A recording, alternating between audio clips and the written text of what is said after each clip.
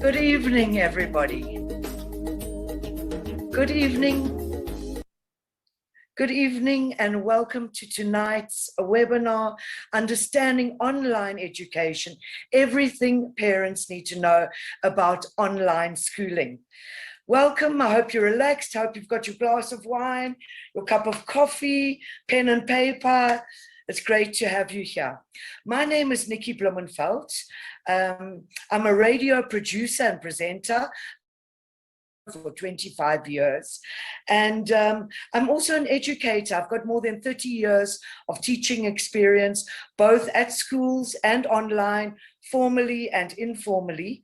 And I'm also a parent of a son, a teenage son, who's been studying online. He's been doing his schooling online for the last more than 3 years now. Actually, my story goes back to the opportunity I was given to go and live in Paris for 6 months, which was the reason why I started my son schooling online. And it was before COVID happened. So by the time COVID came, he was like ready to roll. He was right into it. I've seen the challenges, but mostly I've seen the value of having a child that is schooling online. So it really is my pleasure to be part of tonight's online event and to share some of my experiences, as well the other panelists. We have 3 amazing panelists, and I'm very excited to introduce them to you. But first, I want to look at what is coming up and what we will be addressing. As we all know, there have been changes in technology. More and more information is available to be accessed online.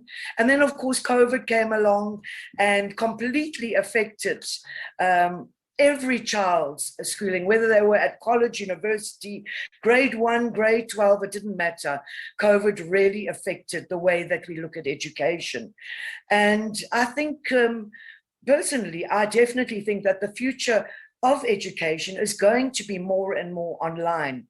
When I enrolled my child in online schooling, I enrolled him in the international Cambridge curriculum.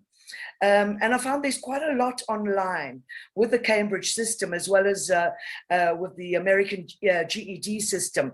But there isn't that much with regards to CAPS, and I think that's where we come in. So tonight we're going to be covering how online schools work, the administration and the teaching approaches that are offered, the curriculum. For example, if your child is currently doing CAPS, the curriculum itself won't change, but maybe the way that it's presented will change. We'd welcome personal experiences. We're going to have some from our panelists, and we'd welcome yours as well. And please make note there is an icon at the bottom of the page, a question and answer icon. And we'd welcome your questions as the panelists are talking, as the webinar is going ahead. Please post your questions there. We can address them at the end and the question and answer section. We're going to also be looking at the impact of COVID on education, not only on the learning of our children, but also on their social life, which is a really important aspect. And of course, the regulatory requirements. And don't worry, it's not as heavy as it seems. It's actually quite simple, and that will be covered during this webinar. I'll sometimes refer to my notes, so please excuse me as well. The other thing I must tell you before we proceed is that we've got something special for you coming up at the end of the webinar, just before the question and answer. So we'll be letting you know about that towards the end. And also, if you have to leave early, or maybe you enjoyed being part of this webinar, we will be posting it on the Switch eDu .online website afterwards, so you can always refer back to it. So with that said, let me begin, and I'd like to introduce our panelists. Our first panelist is Melissa van der Westhuizen. She's a senior teacher, a curriculum designer, and she's also Switch Saturdays maths tutor. And I'm just going to remind you about that. There are free Saturdays tutoring for students on Switch Edu, and we'll be covering that as well. Melissa is a forward-thinking and highly experienced school and online teacher, and she's also involved in a number of youth development programs. Welcome, Melissa. Thank you, Nicky. Hi, everyone. Hi, Melissa. Welcome. Yes, it's good to have you here. Thanks for joining us. Good to be here. Thank you. I'm excited. Yes. And our next panelist is Mosedi Nkanyane. Mosedi is the founder and director of Axiom Private Tutoring Company. They service over 200 clients monthly in tutoring. So he's got a lot of experience with that. And he's a firm believer, like I think all of us, that young minds can be changed for the better through the right education. So welcome, Mosedi. Thanks, Nicky. Hi, everyone. It's good to be here. Good to have you as well. And last but not least, our third panelist is Pindile Chabangu. Pindile is a business coach and an incubator specialist, but perhaps more importantly, he's an online school parent. So his children started schooling online at the start of the lockdown last year in April. And I'm sure he's got a lot to share with us regarding the benefits, the pros and cons of being a parent of online learners. So welcome, Pindile. Hi, Nicky. Thanks for the warm introduction, and hi, everyone. I'm looking forward to participating. Good. Now, the other thing I must mention before we get onto our panelists is you will see polls coming up every now and again, and we'd really welcome your feedback on those polls. So, you know, it's a simple tick, so don't worry too much about that. But right now, we're going to move. As you see, there's the first question there. Are you currently online schooling your child? And so forth. And you'll just answer them as we go along. On this note, I would like to introduce our first panelist, who of course is Melissa. And Melissa, let's start with a question. Based on your online teaching experience, what have you found to be the key differences between online schools and bricks and mortar schools? Thanks, Nicky. Okay, first, please forgive the teacher in me. I have to have my notes with me so that I don't miss anything. So with regards to the differences between online schooling and brick and mortar schools, I think that there's a lot of advantages that comes with online schooling that you don't really get in your brick and mortar schools. For example, from a parent's side, I think it is saving on fees and travel costs and uniform and food and those things. And when we look at the entrance requirements for online schooling and brick and mortar schools, it's actually quite the same. So there's not a lot of differences. I think for online schooling, it is more a thing of you have more involvement with your kids as well. Okay, great. Yeah, I agree with you. I agree with you on more involvement. It's actually brought a quality of life to the family, back to the family in many ways, I think. And in terms of lesson delivery, I mean, I noticed as a parent that some schools use only videos. Some schools have a mixture of videos with the online classes. Sometimes it's just a WhatsApp or an email to the teacher. What are your experiences with that, Melissa? So in my experience, many different schools use different ways of delivering the lessons. So you get schools that chooses to only use live classes via Zoom or Google Meet or so on. And then you have schools where they combine it. They use like a hybrid system where you have your live online classes, and then also you have that interaction through chat systems like WhatsApp and email and learner management systems and so on. So it all depends on the actual school and then the learner need as well. Yes, okay, good. And I suppose that's something to be explored. And in terms of the curriculum, are there changes? I touched on it, but you possibly have more experience with that.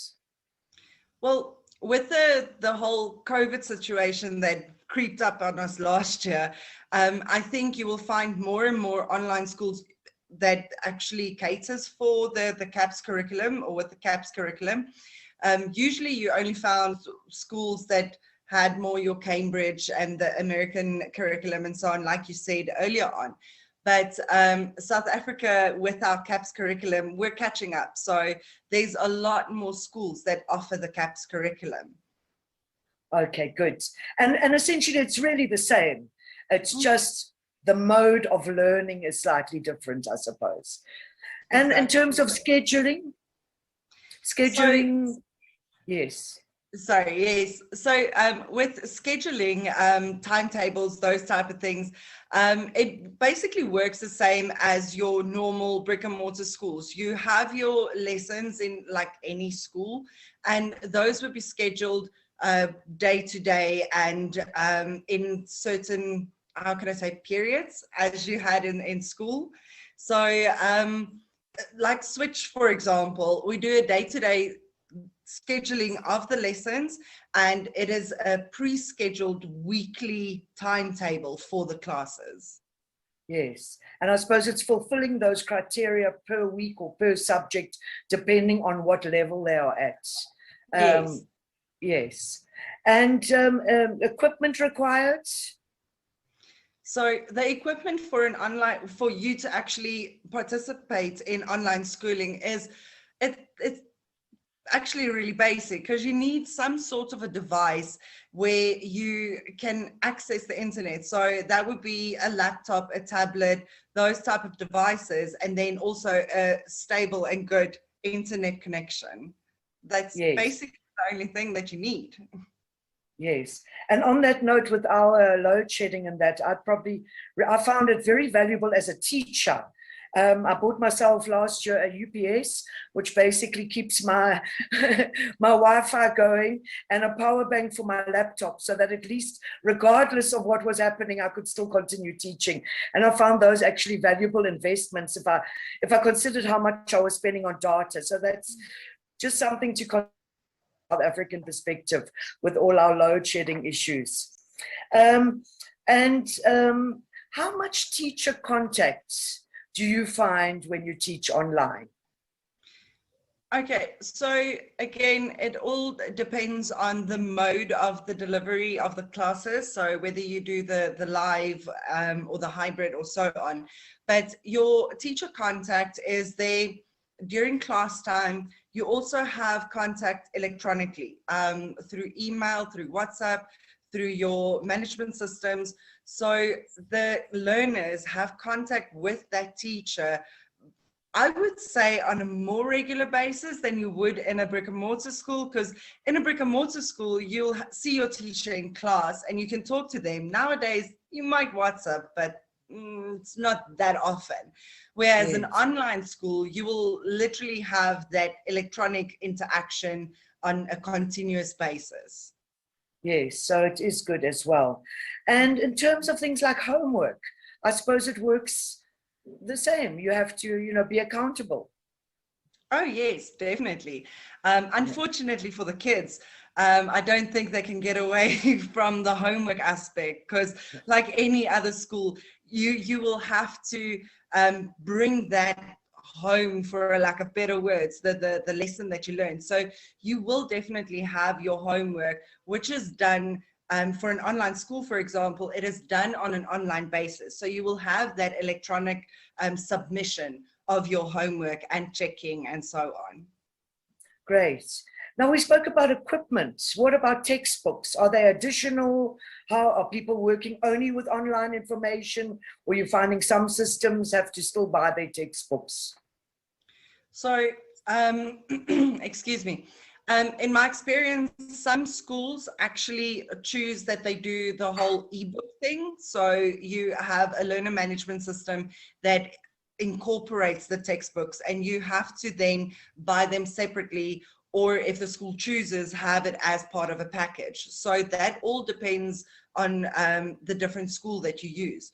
So there's other schools that chooses for you to buy your textbooks online, have them delivered so that you have a hard copy book. It also can depend on the parent and the learner. For example, if I take myself, I love everything electronic, but I love to have a hard copy book next to me when I want to do my reading and that. So that's on a preference level, if I would say. Yeah, and I found with my son as well, when he started, they did offer the online books, if you like, but he prefers the physical book because it really helps him to go through and so forth. And as you said, there's quite a lot of places that do deliver. You can order online. Exams and assessments, where do we stand with those? Okay, so with exams and assessments, again, like any other school, you have to have your exams, especially when you look at the CAPS curriculum. There's certain tests, a certain amount of tests, your formal, informal, those type of things. So you will have your normal exam question papers, if I would say, but all of that will be delivered online as well. So I know some parents might be worried about, okay, but how do I now know that my child is not cheating? Or how do you know that the results are accurate? So online systems have evolved tremendously, and you actually have apps and systems built into the whole computerized test that acts as an online invigilator. So that would, for example, your child will be busy typing and it looks at the movement of the eyes, looking up for too long, and if you open up another browser tab and those type of things. So your online tests will work just like your normal hard copy tests. It's just digital. And out of interest, you know, because as you're speaking, I realized that my son was doing the Cambridge system, and when he was in the younger grades, he did tests at home online. But in the older grades, he has to go to a center. Does the same apply for CAPS? So for the CAPS curriculum, especially when you look at your FET phase, they have certain requirements, and it is, what do you call it? The provincial papers, question papers that they need to write.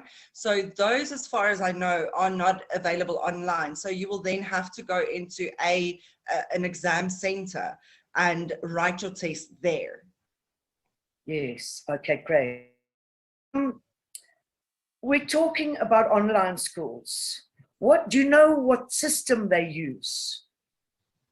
So are you referring to the learner management? Yes, exactly, yes. Oh, okay, sorry, it broke up a little bit there. So yes, learner management systems, or the acronym LMS, those are systems that's basically a digital portal for interaction between the school, the learner, and the parent. So that will keep a record. It's a personal portal, so it will keep a record of your child's academic records, calendar of events, so timetables, past recorded classes, those type of things. So these systems, there are many out there. Switch, for example, uses Cluster. You also have your D6 system, if I'm not mistaken, and Moodle. Those are the ones that I have dealt with. Yes, but again, I suppose that's not something a parent has to worry too much about, as much as which school system you choose to use from that perspective. Yes, and at least it's a way of keeping account of what's going on. Cyberbullying. I mean, we all know that bullying happens in bricks and mortar schools. Have you had any experience with cyberbullying on the online education portals? So in my experience, the cyberbullying in a brick and mortar school and an online school it's basically the same, because in today's day, there's not a lot of kids that don't have access to the internet. So cyberbullying happens, but an online school and a brick and mortar school, they handle cyberbullying in the same way. Your teachers are trained to be able to help the kids with the cyberbullying, and there's procedures according to the school's policy. There's procedures put in place to actually combat cyberbullying as well. Okay, great. One more quick question, because we've got to move on. The regulatory body, and what is the relationship with the Department of Basic Education? Okay, so with the regulatory body, the Department of Education supports e-learning. They already said that. And there's I think it is the grade R's to the grade 8s. They don't have to be registered with a regulatory body. It is the parents' responsibility to actually register the learners. So yeah. Okay, great. Please, by the way, keep posting your questions so that we can come to them when we get to the question and answer section. And I see there are some questions coming through. Keep them coming. We'll definitely address them. Thank you so much. Quick one, Melissa. What advice would you give to someone thinking of pursuing online schooling for their children? Okay, so I already touched quickly on the advantages and disadvantages. So it is very important for you to look at your child's needs and speak to them about it. So the advice that I would give you is to keep that constant interaction with your child, be involved in their learning, and choose an online school that will cater for you and your children's needs. And I think you brought up a very important point, because there is a distinct difference between online schooling and homeschooling. If I had to think of homeschooling, I would like hold my hand in my head and go, oh no, what am I going to do when it comes to maths? But online schooling is different, because everything is there to help your child work through it. Thank you so much for your contribution, Melissa. I'm sure we'll get back to you in the question and answer phase. Thank you very much. Me. I'd like to move on to Mosedi. Mosedi, from, of course, with a lot of experience in tutoring as a tutoring company owner. Mosedi, I'd like to start by asking you to just give us a little bit of insight into the role of tutoring and how it differs from that of teaching. And I think, Mosedi, is your mic and video on. Yes. Thank you, Nikki. There we are. Sure. All right. Awesome. Okay. So I will probably start with the teaching first, because teaching comes first. So the teacher will introduce the new concept, that usually the learners doesn't know anything about the concept. And the teacher will work very hard to impart that knowledge, to the learner. And it's not always the case that the learner actually fully understand the topic. So that's where the tutor comes in. So the tutor will really fill in the gaps where the learner could not understand. Remember that with the teacher, the classroom setting is, it's a bigger group. And with the tutoring, it's smaller group or one-on-one basis. So the learner is able to dwell more on a topic without even thinking about delaying other learners, So tutoring is just about, academic support, to be able to support, and actually teacher and a tutor are supposed to work hand in hand, they complement each other. So none of them is more important than the other one. In some cases, we find that a tutor has to do the teacher's job, so which is not supposed to be, but you have to do that because you are as a tutor, you are finished up, you are trying to make sure that now the learner is able to get the marks at school. And I will actually use a common analogy that they use, that a tutor laid a foundation and start building the house, with bricks. Now the tutor on the other side will come and plaster the house, it's just finished up in the house, and that actually being by deepening the learner's understanding and enriching their current knowledge base that the teacher has imparted. So that's the difference between the two. So, so I imagine from what you're saying that you work quite closely as a tutoring company, or as tutors, you work quite closely with online schools. There's a relationship there. Is that correct? Definitely, it is correct, because of supporting the learners that are coming all the way from the online schooling. Yes. So yes, so we definitely work closely together and support them. Okay, that's interesting. Yes, and obviously you pivoted to 90% online tutoring.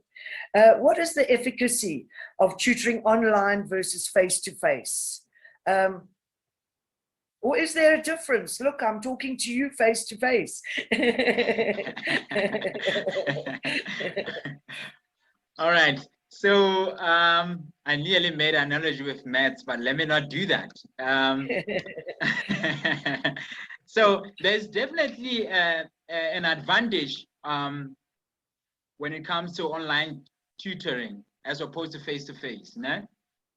When you are doing online tutoring, your lessons can be recorded. That means the learner can go back and listen again to the lessons, right? And in that way, the learner can be able to improve the marks, because remember, learners can be distracted in a class.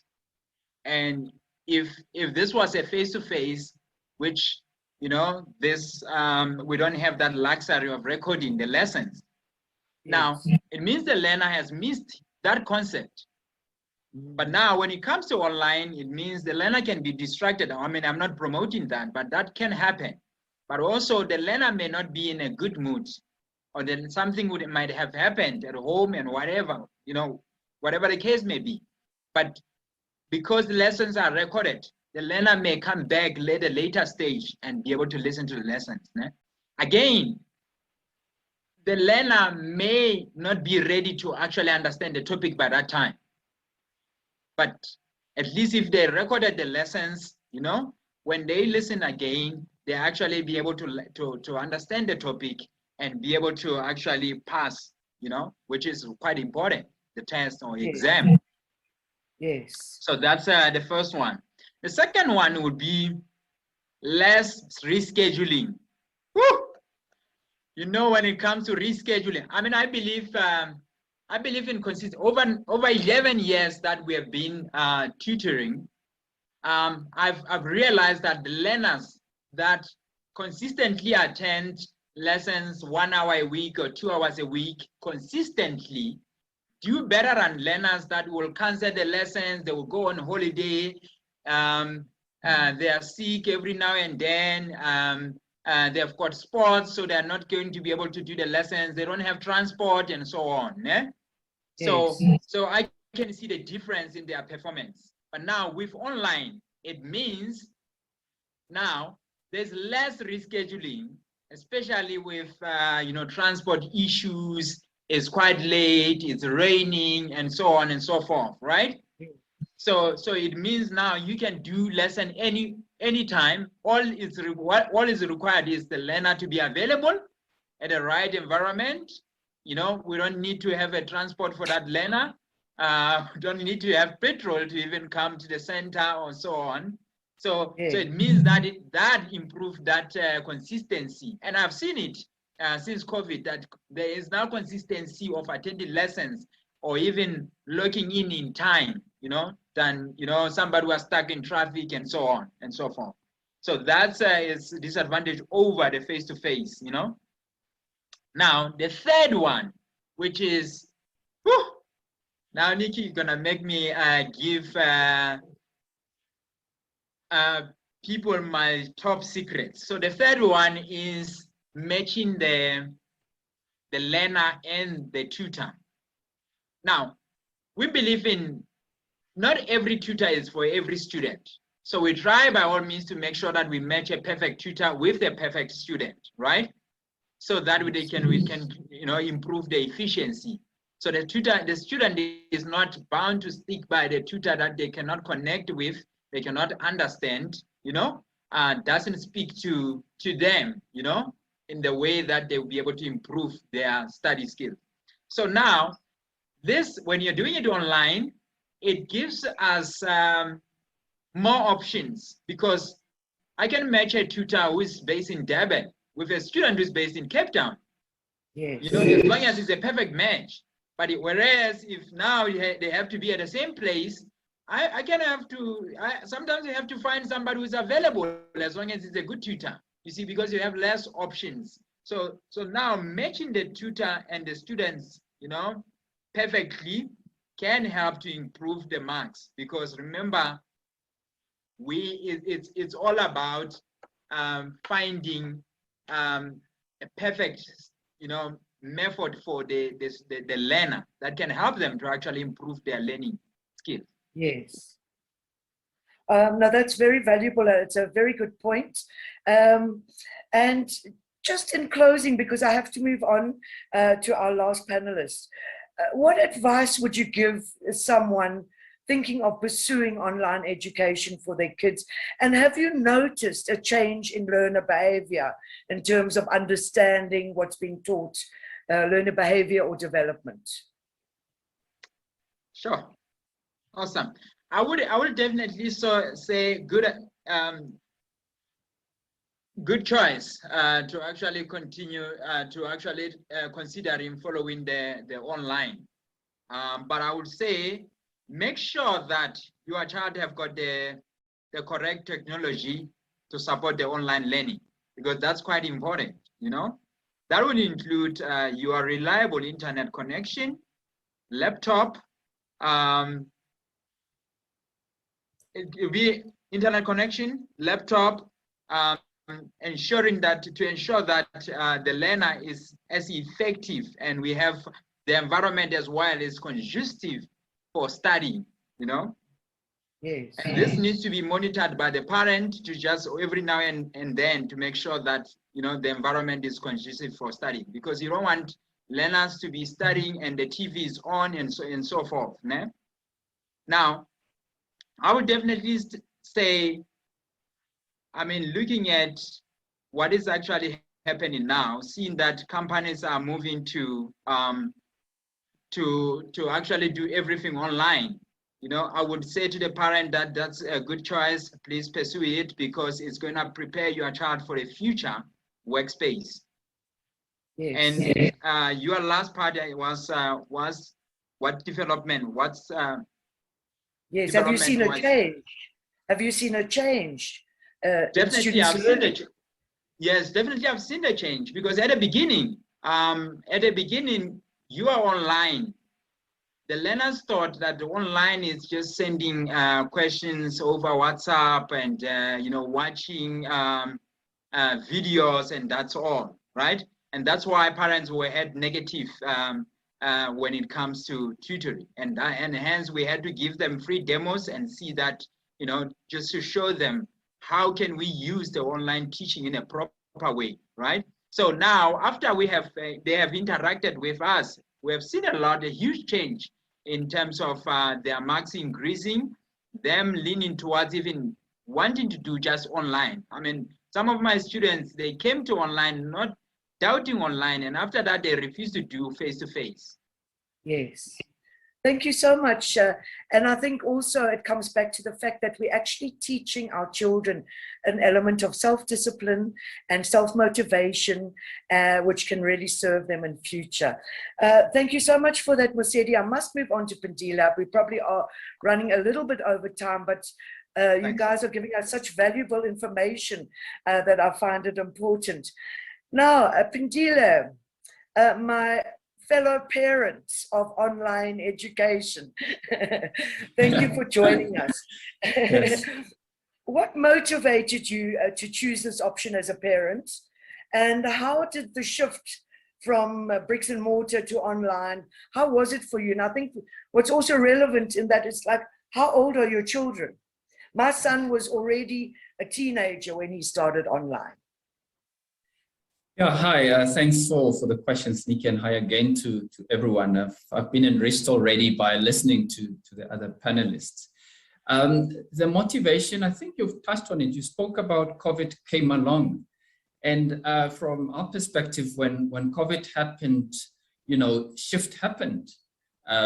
So unlike yourself, who had the opportunity to explore it even long before COVID 3 years ago, from our side, the motivation was a real push. So last year when COVID hit, and the first phase, so we were phased into online. So let me state that up front. So we were not online from April last year, but in April, the normal bricks and mortar schools moved to what we commonly got to know as what a hybrid model. So the schools had no option but to go virtual and basically experiment how things were going. So that basically was the first kind of a move into that, where there was a hybrid, as I said, a mix between brick and mortar and virtual.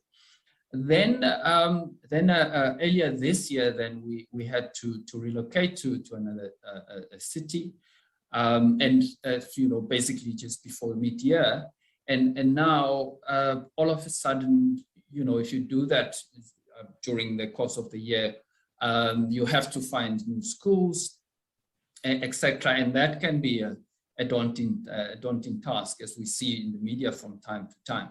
And just to also answer your other question in terms of my two kids, I've got two kids. One is 13, and the other one is turning 11 later this year. So as you can imagine, it's primary school level to get into the.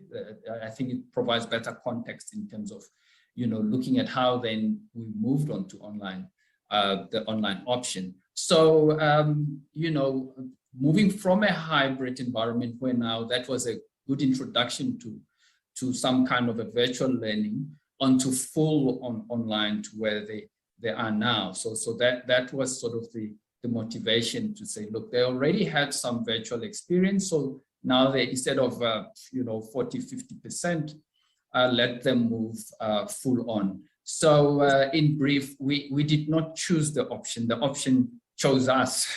Yes. and that's how we migrated to online. Yeah. Yes, and it's been an evolution from what you're saying. And exactly. Could you just give a picture of what it's like in a typical day of learning for your kids, and what, you know, what's required from you as a parent?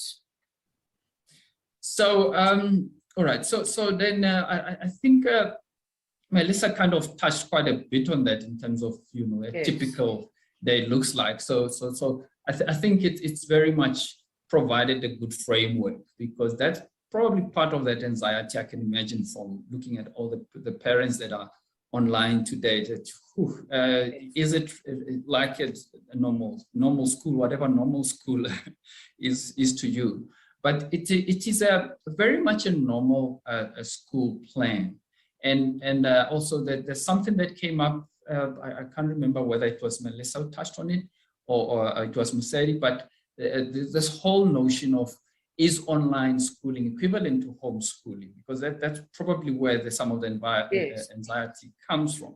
So the online school is not a homeschooling per se, but it follows a normal school sort of a day.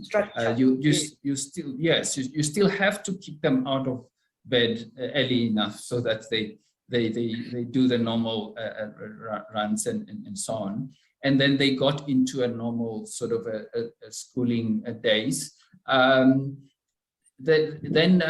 as a parent, I mean, you still make sure that in the beginning, the setup, you are a lot more involved, but then it becomes minimal because the kids then kind of have a very good normal class routine that they follow. Yeah.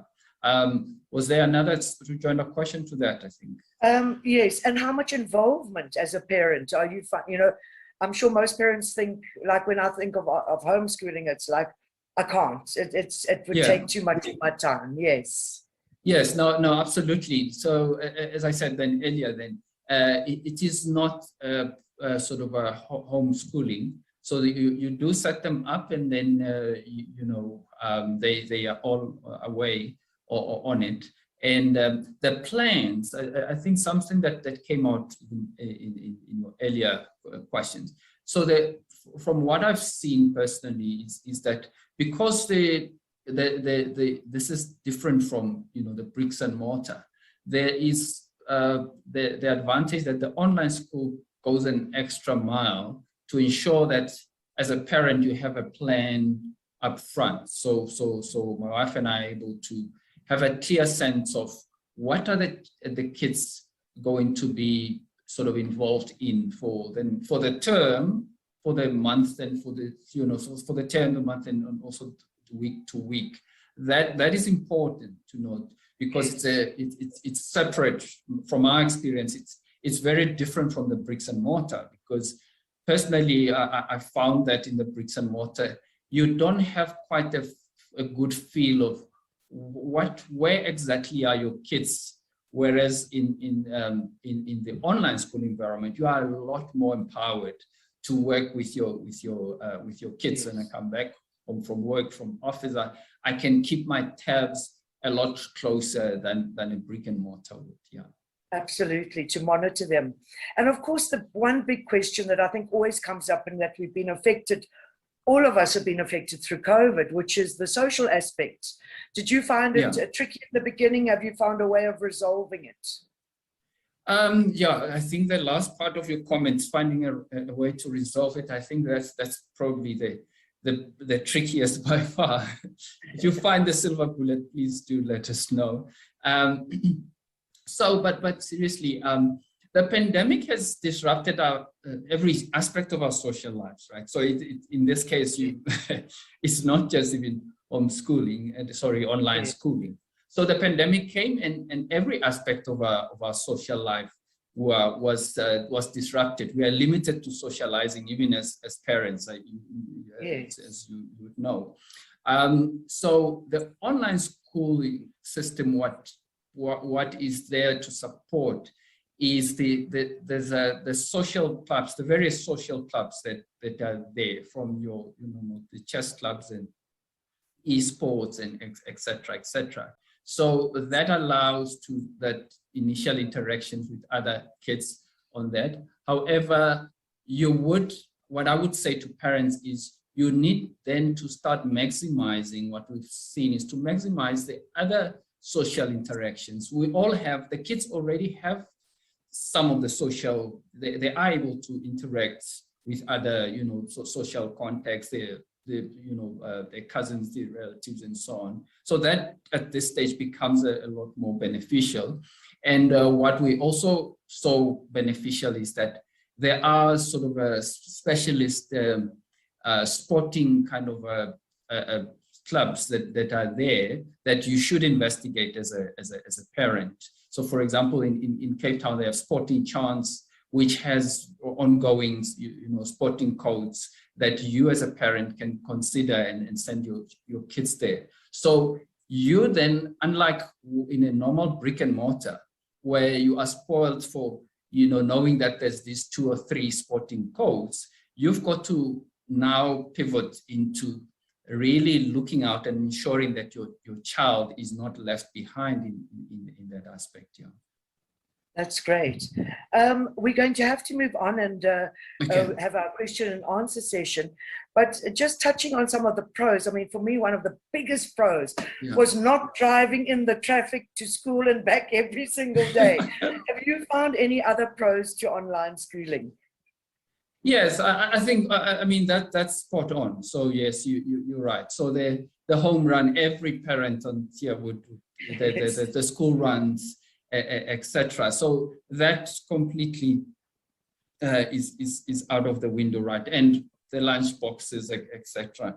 But let's talk first. Let me just touch on the direct cost. So my assessment really is that you're probably looking at least 70% you would be paying 70% on online of what you would have paid in school.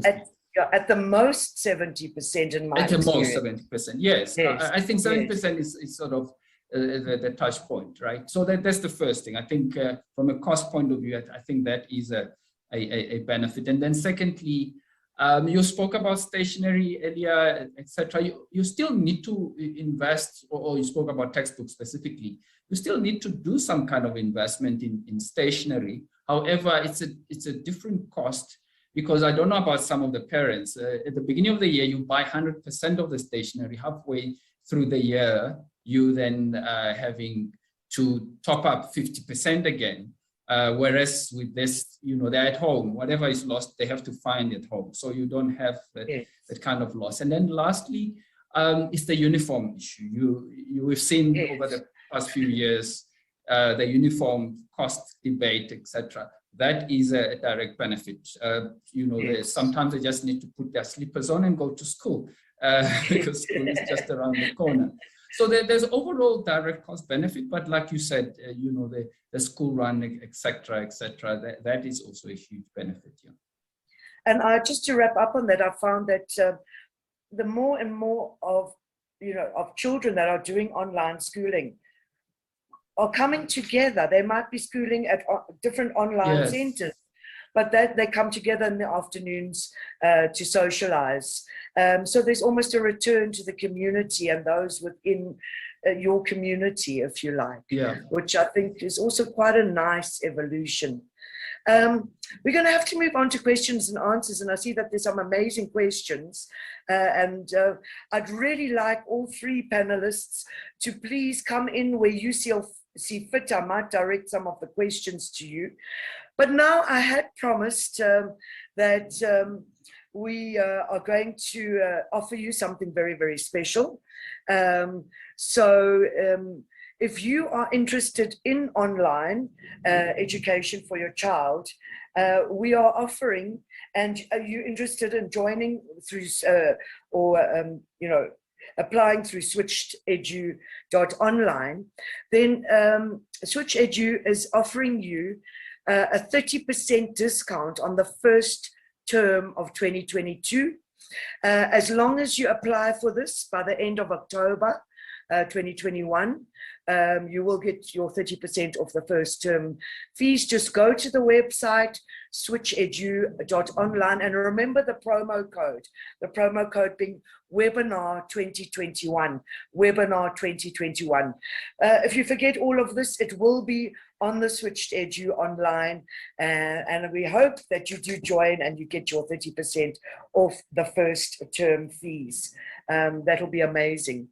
So now we're going to move to questions and answers, and I see that some questions have come through, and I appreciate the feedback from everyone who's been asking questions. Also, just a reminder, if you joined us late, or if you've got a friend who wants to watch, or maybe you want to watch this again, this webinar will be up on the Switched Edu website, so you can watch it again and get the information, or come back to the information. Thank you very much, and thanks also to whoever it was who wrote, Melissa, my son prefers your maths on Saturdays. So there you go. Switch Edu offers free maths to students on Saturdays, free tutoring to students on Saturdays, which you can also find information. Here's a question. I think it's from, I'm not sure who it's from. I think it's from Michelle. How do kids interact with other kids while doing online schooling? That's an interesting question. I mean, if it's a classroom, if it's a virtual classroom scenario, is there interaction between the children? And if it's not during the class, is there interaction with the children? Anyone who'd like to address that? Melissa, maybe you have some input for that? Hi, Nikki. Yes, sure. So with the interaction of the parents, for example, I'd like to just first talk about that. So interaction with the parents, social or online events like this webinar are actually arranged for the interaction between the parents. And you also do have your social media groups where the parents can interact. So whether that be a Facebook group, a WhatsApp group, or anything like that. So that is how your parents will interact with each other. Children interacting with each other and the social aspect of children in online schooling. We are actually, well, the parents have to drive that, because we all need to realize that the kids need that exercise and that interaction with other people outside of this box. So programs, for example, something I'm extremely passionate about, the President's Award, that actually helps the kids interact with other kids from all over and teaches them many different things to become world ready. As I saw in one of the questions, yes, it is. We need to realize that it's not only about education delivery as well. Absolutely. And I mean, and just on that note, and I know you'd asked to clarify a question, but before we go there, on that note, do you have experience teaching a group of kids online, like in a classroom scenario? Is there interaction within the online classroom? Yes, definitely. When you have a group of kids in front of you, like we have the group now, there's certain sections where you can do like little, what do you call them? It's like off-screen groups. Breakaway groups. Breakaway, sorry, I couldn't get the name. Yeah, breakaway groups, where you can have little groups of kids interact with each other and then come back into the class. You can work together as a group. I had one lesson where we actually did an online maths game together, those type of things. So that interaction is definitely there and can happen. Okay, great. Before I move on to the next question, Melissa, you said you'd like to clarify something about the regulatory body. Yes. That I spoke about earlier. I'm so sorry. I actually wanted to clarify. There's two regulatory bodies called Sakai and IEB. So that is, the Sakai is the South African Comprehensive Assessment Institution, and IEB is the Independent Examinations Board. Now, online schools, if they cater for grades 1 to 9, they don't have to be registered with those bodies. But it is the parents' responsibility to register their child with their provincial Department of Education. So when you get to your FET phases, your grade 10s to 12, they have to write exams. So they have to be then registered with Sakai and IEB in order to write their exams. And then when your online school caters for your FET phase, that online school needs to be registered with them as well. Okay, good. But it's really not that much effort on the parents' part, other than overseeing that it's been done or that the school is registered. Yes. Definitely. Okay, good. The next question I think I'm going to address to Pindile. Sofisa wrote in and said, as a parent, sorry about the thunder and lightning.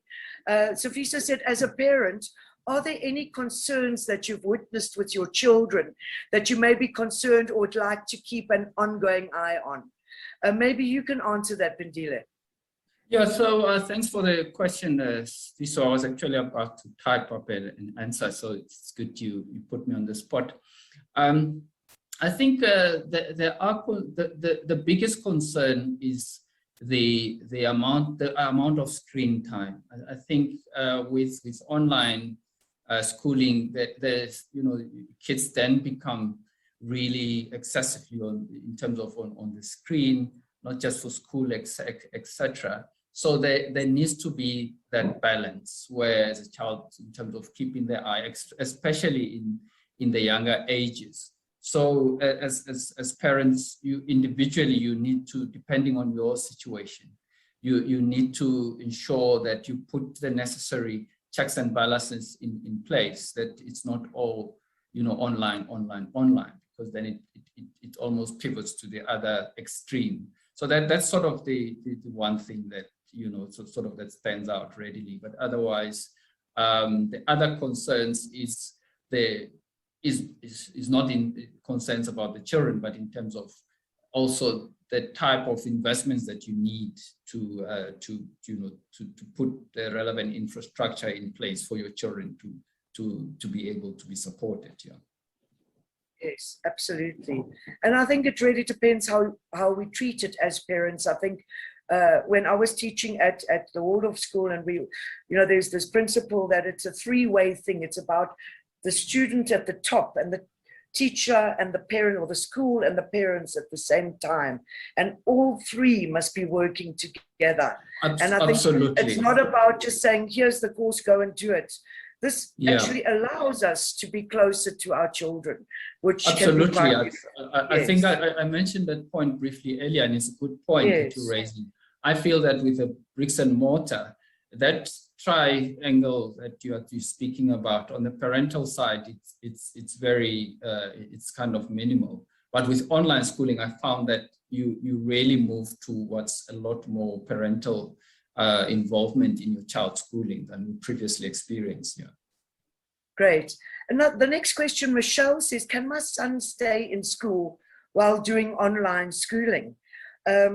I'm not sure if anybody has got any feedback for that. I mean, my personal view is that's quite a lot, because online schooling is school itself. Any feedback from any of the panelists? What would you think?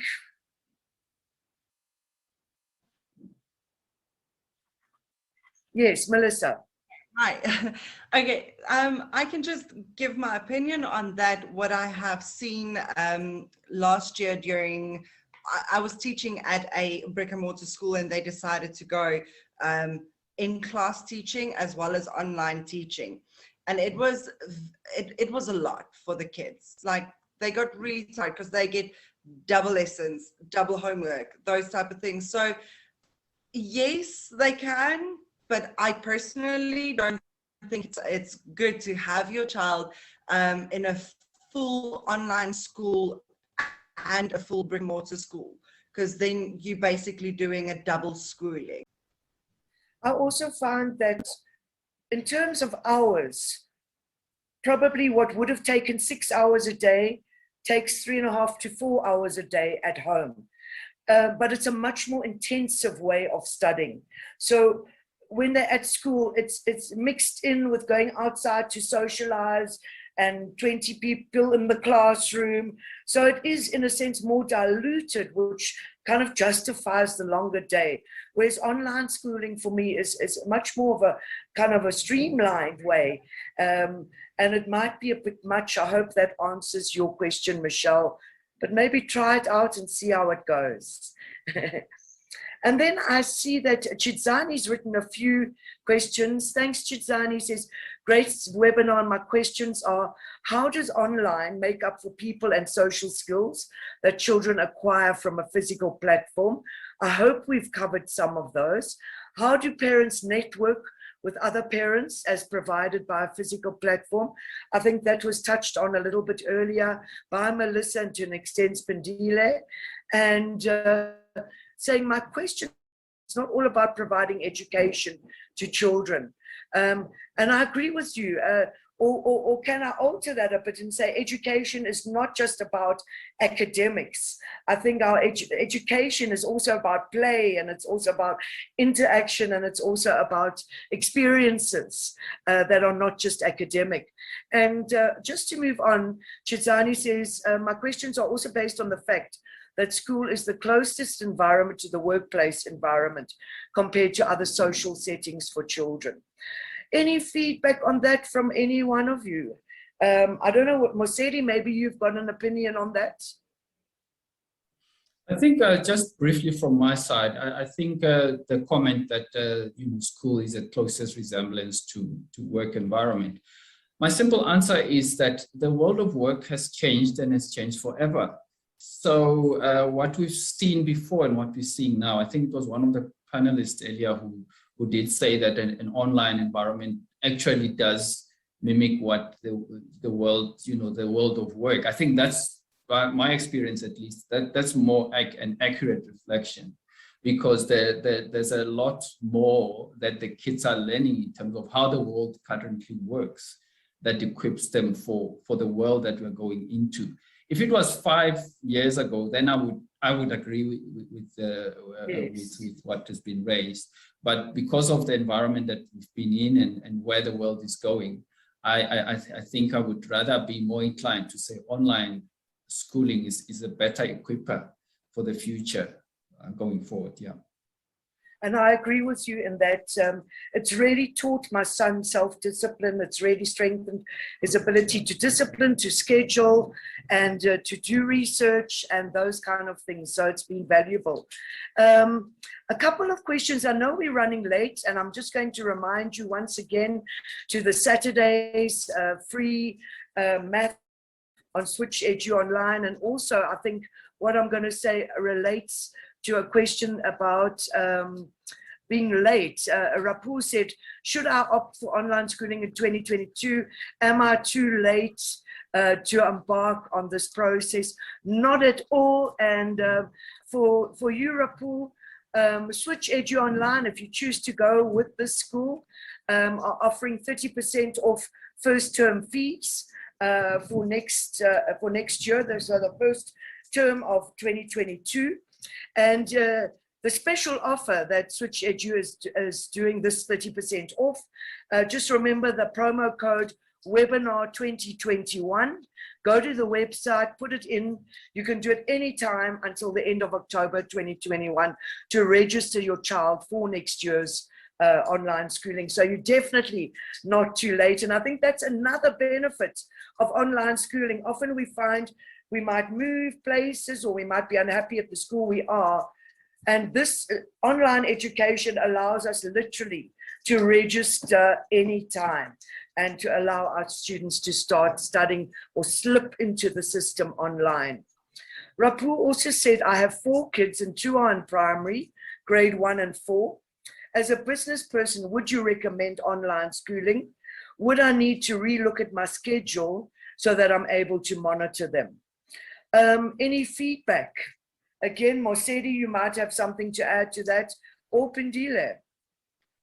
Thanks, Nikki. I think there are a couple of ways to be able to monitor that while you are still at work. Depending on whether your workplace as well is online or you are actually back to the office, you know. So depending also how old your kids are, because I mean you need to, that's self-reliance that is taught as well, that they are able to log in at a certain time. But I think the online schooling as well can give you feedback if there are times that your child was not able to log in, you know. I think it's way better than actually the normal school, where actually you are at work, you're supposed to be at work in the morning, you still have to drop the kids and so on. You still have to make a plan that they are fetched at school after, you know, 2 or 3, while you are still supposed to be at work. So, and parents do make, you know, those arrangements. And you can make the arrangement, whether it's a cousin, if the child needs a bit of monitoring to make sure that they log in, you know, in time for the school. But otherwise, even if you're working at home, you don't need to monitor every lesson, otherwise you can't work. Yes, absolutely, absolutely. And as also as Bendila said, it's about, you know, seeing what's happening, just monitoring on a daily basis, seeing if they're up to date, seeing if they've fulfilled their assignments, seeing if they're not doing homework. It's the same applies with homework. You know, if you've got a spelling test tomorrow, you would sit with your children practicing for the spelling test. So I think in many ways it's the same. We have gone a little bit over time, and I thank you. In fact, I've been asked to say, as someone who's self-employed, did it affect me? And actually, I've loved it because it allowed me to be closer to my son and to monitor him more closely, the fact that he's working at home. Obviously, he's a little bit older, so it's not that difficult for me anymore to go out and come back in. But I imagine that if you are going to your job every day and you've got younger children, there would have been somebody looking after them anyway. Please, Switch Edu's provided a checklist here for parents. If you feel like you're ready, you might want to just keep this as a checklist of how to move forward. You can scan the QR code with your phone, or on the chat that we had there, you'll see you can also download the checklist from the chat that's on the right. And don't forget, once again, the Saturday Switch Edu Saturday tutoring classes for maths are free. You can access that through the website. You can also go back and look at this webinar online, the free tutoring classes, Switch Saturdays Maths for grade 2 to 9. It'll be great if you do. Personally, I will not look back. I am so thankful I started my son in online schooling. It's freed me up. It's given him invaluable tools, I believe, moving forward into the world. And yes, there's a period of adjustment at the beginning. But it literally took a few weeks before we got into our rhythm of online schooling. So it might take a week or two to, get that rhythm going. But once you've got that rhythm going, there really is no looking back. I definitely would recommend it. I hope we've answered a lot of your questions today. Don't forget 30% off if you register with Switch Edu online before the end of October. And I'm sure on the website as well, your feedback is always welcome and invaluable. Thank you so much for joining us. Thanks to all the panelists. Thanks to those of you who attended the webinar. And I must also say thank you to Peter and Fedi for putting it together. Hope to see you online schooling.